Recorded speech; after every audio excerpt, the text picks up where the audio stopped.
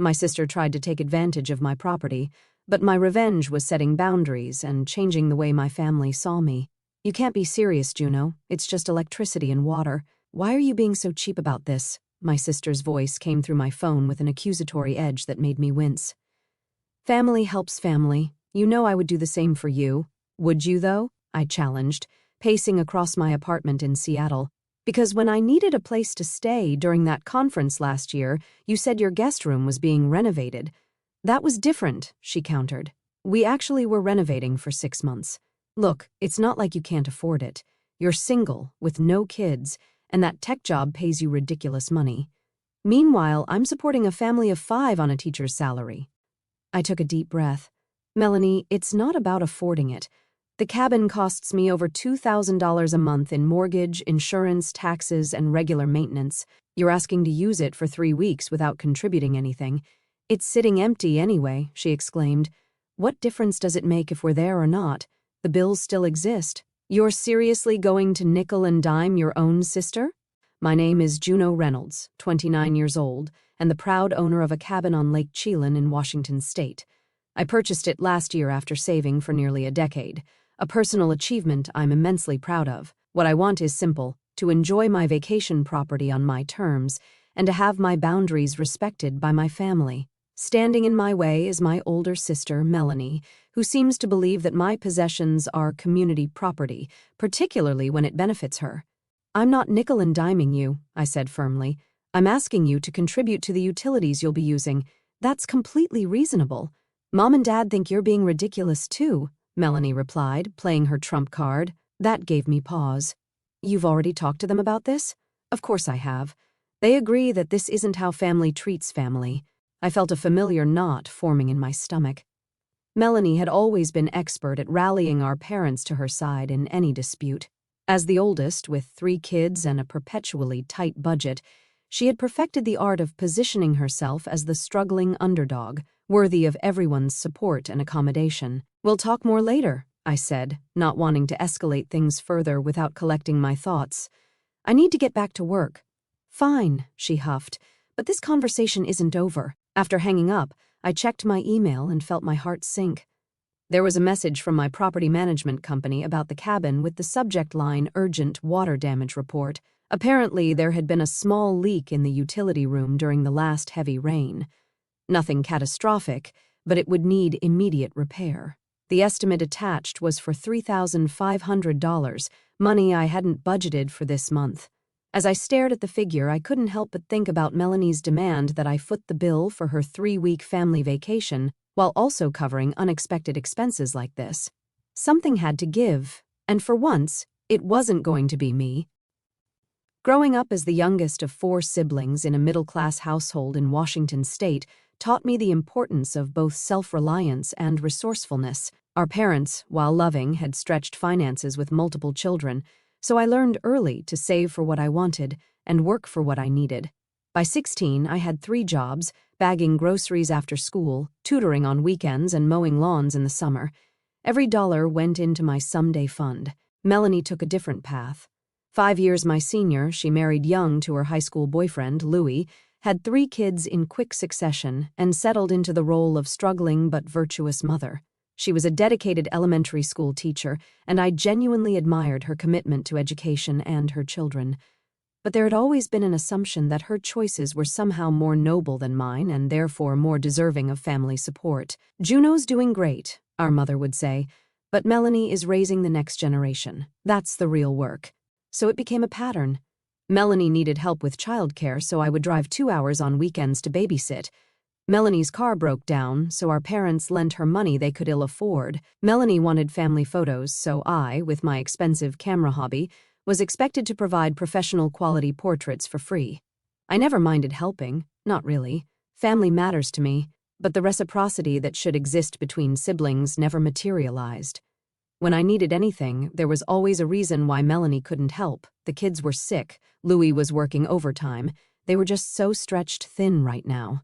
The cabin represented my breaking free from this dynamic. I had saved diligently for years, working overtime and investing carefully. When I found the property on Lake Chelan, a modest 2-bedroom with a stunning view of the water, I knew it was meant to be mine. My siblings had reacted with varying degrees of enthusiasm when I announced the purchase. "That's awesome," my brother Jason had said sincerely. "Seems excessive for one person," my sister Grace had remarked. "I can't wait to visit," Melanie had exclaimed, already making plans. I hadn't thought much about that last comment at the time. Of course, my family would visit occasionally. I wanted to share the joy of this special place with them. What I hadn't anticipated was Melanie's assumption that my second home would become her family's free vacation spot whenever they wanted it. The first time she asked, I happily agreed. It was winter break, and they stayed for 5 days. When they left, I discovered broken dishes, stained towels, and heating bills triple the usual amount. Melanie brushed off my concerns. "Kids will be kids, and it's just stuff, Juno." The second time, I had hesitated, but eventually said yes. The pattern repeated. Messes left, costs incurred, no acknowledgement of the imposition. Now, facing her third request, this time for a full 3 weeks in the height of summer, something in me balked. I loved my sister, but a growing suspicion had taken root that her version of family helps family only flowed in one direction. The next evening, my parents called.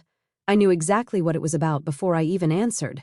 "Juno, honey," my mother began in that placating tone she reserved for family disputes, "we need to talk about this situation with Melanie in the cabin." I sighed.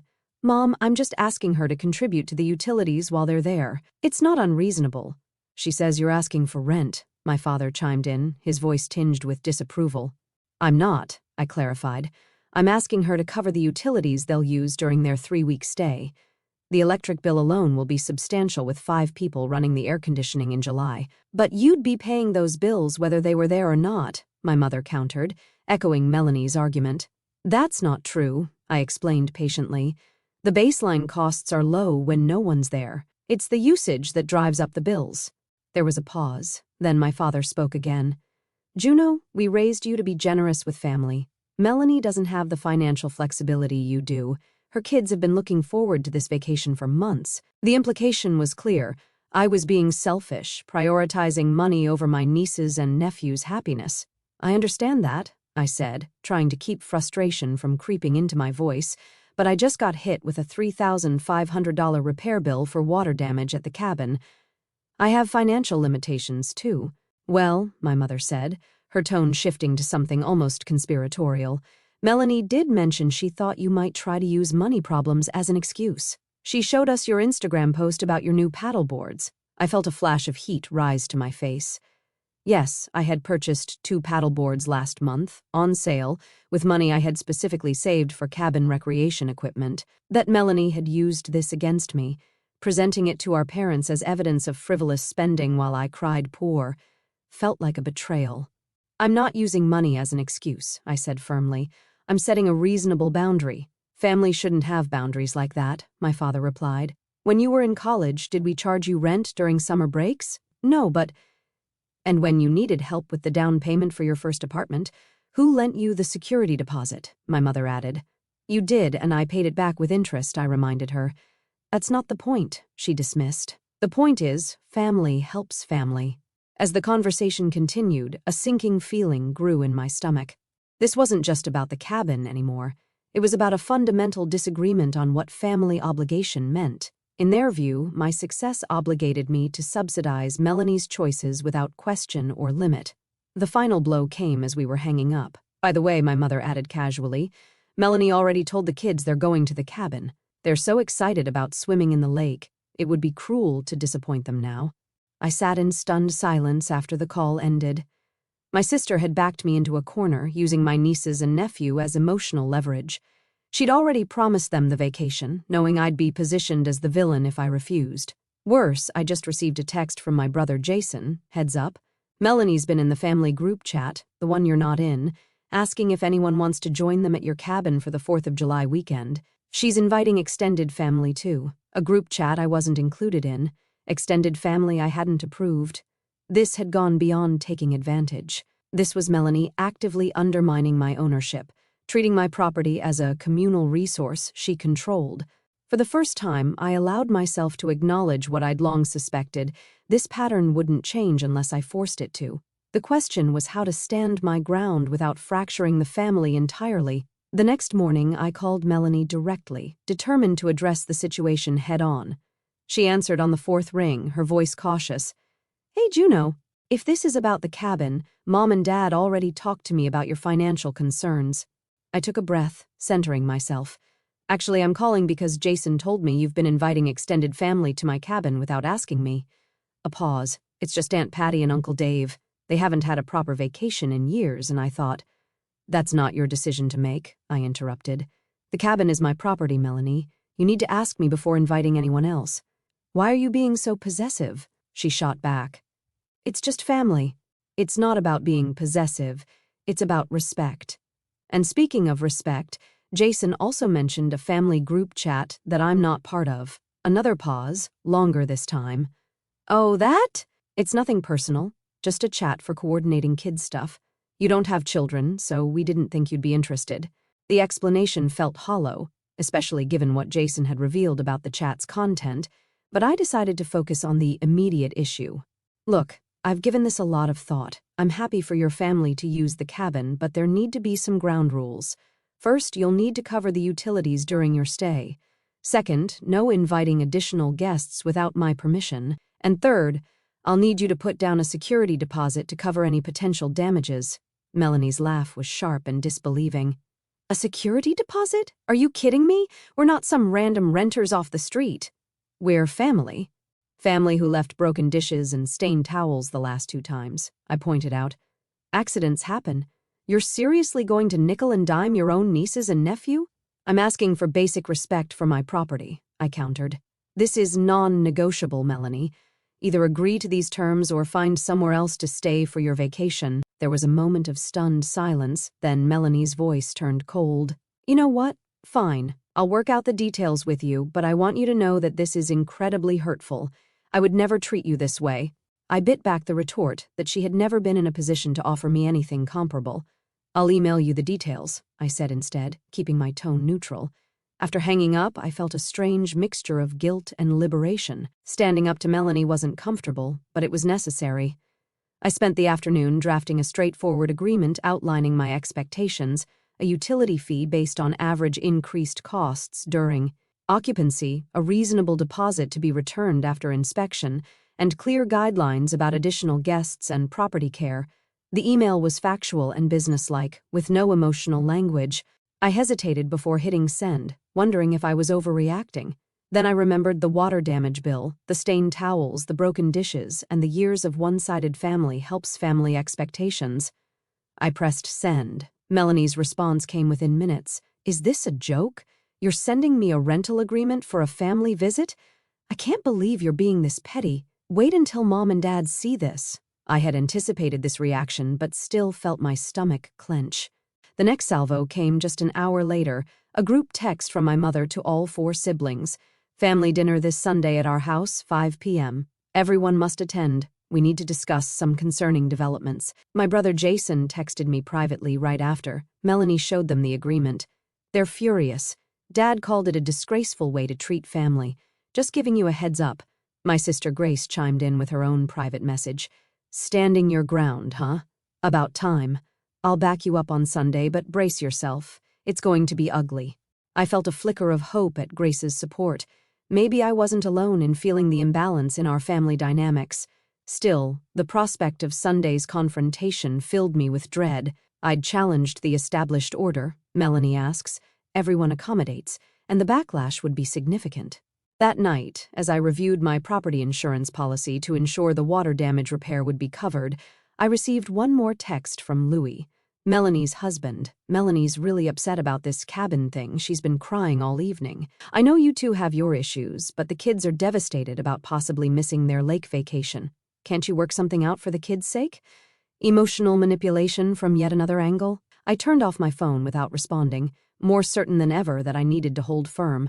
Sunday arrived with the weight of impending confrontation. I spent the morning hiking to clear my head, then drove to my parents' suburban Olympia home with a strange calm. Whatever happened, I wouldn't back down on this issue. It was too important, not just for my finances, but for resetting long-established patterns in our family. When I arrived, the tension was palpable. My father gave me a curt nod, my mother a tight-lipped smile. Melanie wouldn't meet my eyes. Only Jason and Grace greeted me normally. with Jason offering a subtle thumbs up of encouragement.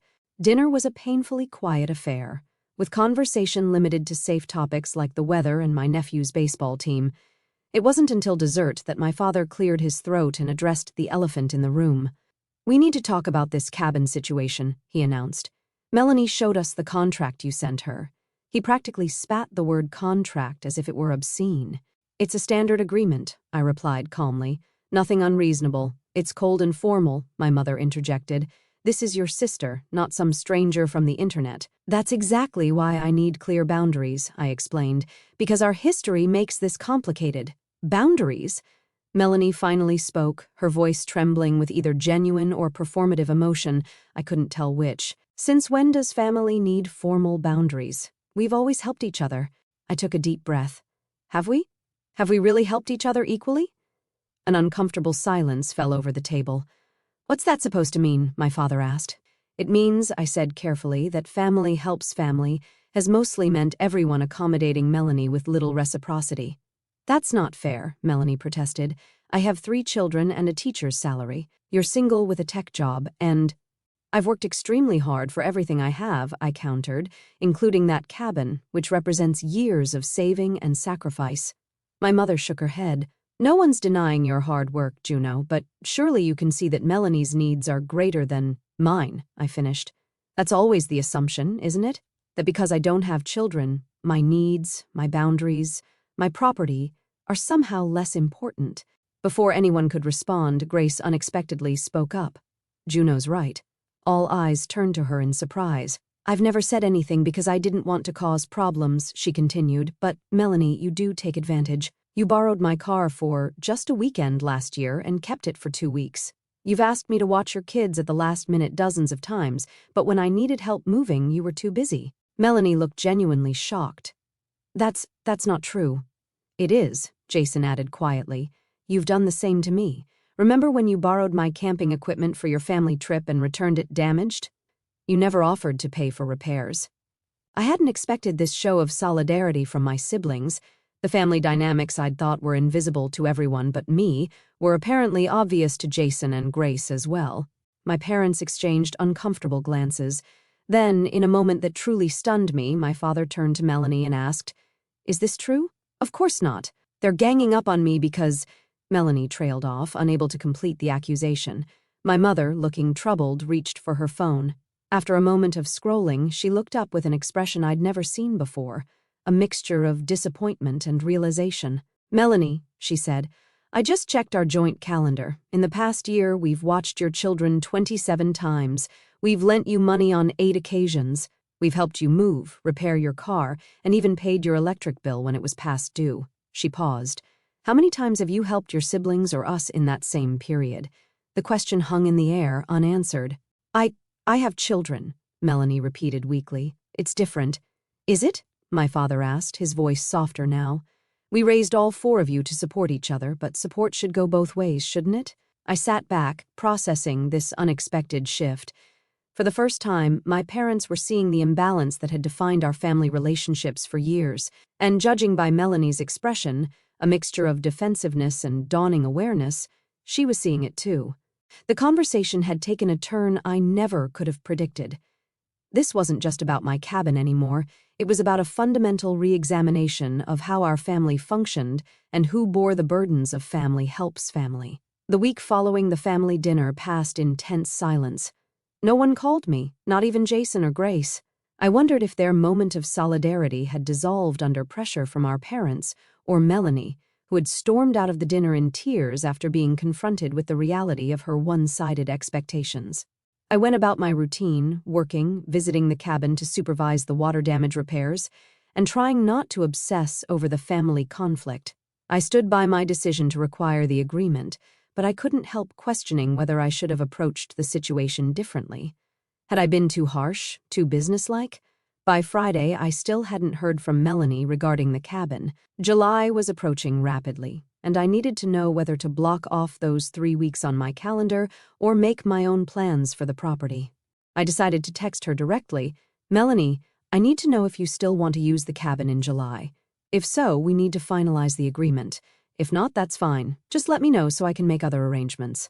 No response. On Saturday morning, I was at the cabin overseeing the installation of a new water heater when my phone rang. It was my mother. "Juno," she began, her voice carefully neutral. "We've been talking as a family about this situation, and we'd like to have another meeting tomorrow. Would you be willing to come?" "Is this an ambush?" I asked cautiously. "No," she assured me. "It's a genuine attempt to work things out. Your father and I have been doing some reflecting, and, well, we'd like everyone to talk openly." I agreed, with some trepidation. That night, I prepared myself mentally for various scenarios, from capitulation to confrontation. Whatever happened, I was committed to maintaining my boundaries while remaining open to reasonable compromise. The next day, I arrived at my parents' house to find everyone already gathered, my parents, Jason, Grace, and Melanie, who looked subdued but not hostile. Louis was notably absent. "Thank you for coming," my father began once we were all seated. "We've been having some difficult conversations this week about family dynamics and expectations. Melanie has something she'd like to say." Melanie looked up, her expression a mixture of embarrassment and resignation. "I've been thinking about what everyone said last week. At first, I was angry and hurt, but I've started to see that maybe I have been taking advantage." She paused. "I'm not saying I've been doing it intentionally, but the pattern is there." I nodded, surprised and cautiously hopeful. "About the cabin," she continued, "I understand now why you wanted the agreement. It's your property, and you have every right to set conditions for its use." "Thank you for saying that," I replied sincerely. "But," Melanie added, "I still can't afford to pay what you're asking. The utility deposit and security deposit together are more than we've budgeted for our entire vacation." I was about to respond when my father interjected. "That's where we wanted to propose a solution," he said. "Your mother and I will cover the security deposit for Melanie's family. It seems fair since we've enabled some of these imbalanced expectations over the years." I considered this. That would help, but there's still the issue of property respect. The last 2 times they stayed, things were damaged and not reported. "I've talked to Louis and the kids about that," Melanie said. "We've agreed to be more careful and to replace or repair anything that gets damaged." It was a start, but words alone weren't enough after years of established patterns. I pulled out my tablet, where I'd prepared a simplified version of my original agreement. "I've revised the terms," I explained. "The utility fee is calculated based on actual historical increases, not estimates. The security deposit is lower, and I've added a detailed checkout list so there's no confusion about expectations." I passed the tablet around, watching as everyone reviewed the document. It was still a formal agreement, but with more reasonable terms and clearer explanations of the rationale behind each requirement.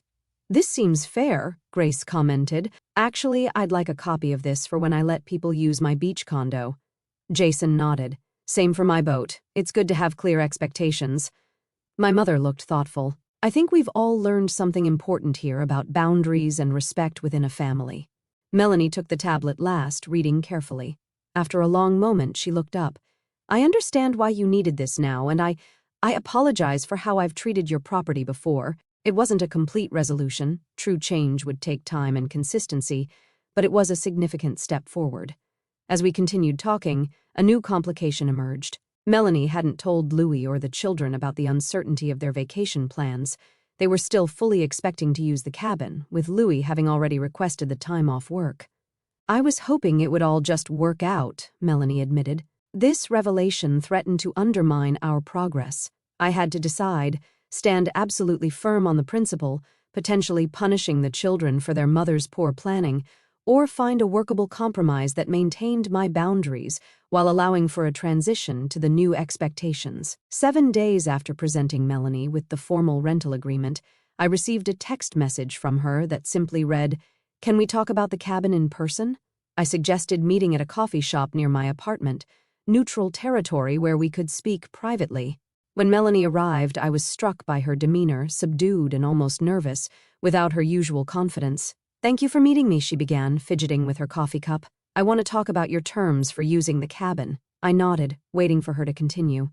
"At first, I was upset and angry about the agreement," she admitted. "It felt so impersonal.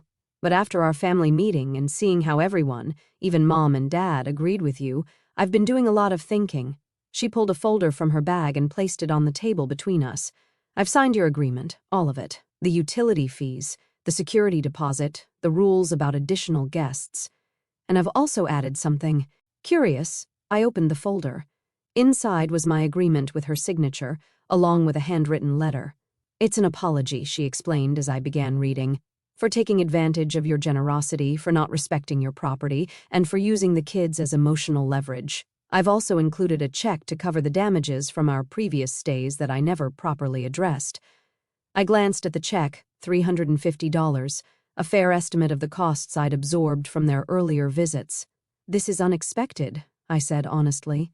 "I talked to Louie and the kids," Melanie continued. "We had a family meeting of our own.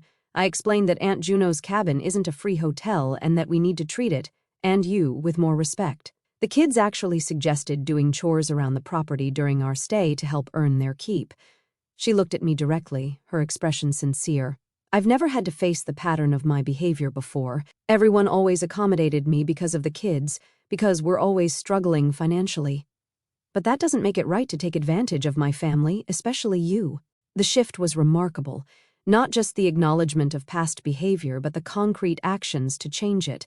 For the first time in our adult relationship, Melanie was treating me as an equal whose boundaries deserved respect. "Thank you," I said, feeling a complex mixture of vindication and reconciliation. "I appreciate this, Melanie, truly." Melanie's family did use the cabin that July. The difference in how they treated the property was immediately noticeable: clean dishes, folded linens, a meticulously followed checkout procedure. My nieces and nephew had even left me a thank you card with a hand-drawn picture of the cabin. More significant than the state of the cabin, however, was the shift in our family dynamics. Our parents, now aware of the imbalance they had enabled, began setting their own boundaries. When Melanie asked them to watch the kids the following month, they declined because they had already made plans with Grace. It was a small change, but a meaningful one. At our Labor Day family barbecue, I overheard Melanie offer to help Jason move into his new apartment, volunteering without being asked. Later, she approached me with a tentative smile. "I was wondering if we could work out a system for the cabin for next summer," she said. "Maybe we could trade some weekends. You watch the kids one weekend, we get the cabin another. An actual exchange, not just you giving and me taking." "I'd like that," I replied, surprised but pleased. My father, overhearing, nodded approvingly. "The cabin situation ended up being good for all of us," he remarked. "Made us take a hard look at some patterns we'd fallen into." My mother joined the conversation. "I've been thinking about this family helps family idea," she admitted. "It's supposed to mean everyone supporting each other in different ways, not one person always giving and others always taking." Grace raised her glass in a small toast to healthy boundaries and real reciprocity. We all clinked glasses, even Melanie, who added quietly, and to Juno, for having the courage to enforce them first. I smiled, feeling a warmth that had nothing to do with the summer sun. Standing up for myself had been difficult and uncomfortable, but it had catalyzed an important transformation in our family. The cabin agreement had exposed underlying issues that everyone had felt but no one had addressed. As I looked around at my family, engaged in genuine give and take rather than one-sided expectations, I realized that true family support wasn't about unconditional accommodation. It was about mutual respect, clear boundaries, and balanced reciprocity. The cabin was still my private sanctuary, a symbol of my independence and achievement. But now it was also something more, the catalyst for a healthier, more equitable family dynamic that benefited everyone, including Melanie. "Next time," Melanie said, interrupting my thoughts, "we'll bring our own paddleboards." I laughed, recognizing her comment for what it was, an acknowledgement that enjoying my property didn't mean being entitled to everything in it. "Or," I suggested, "maybe we could go paddleboarding together sometime." Melanie smiled, a real smile with no hint of entitlement or expectation. "I'd like that," she said. "I really would."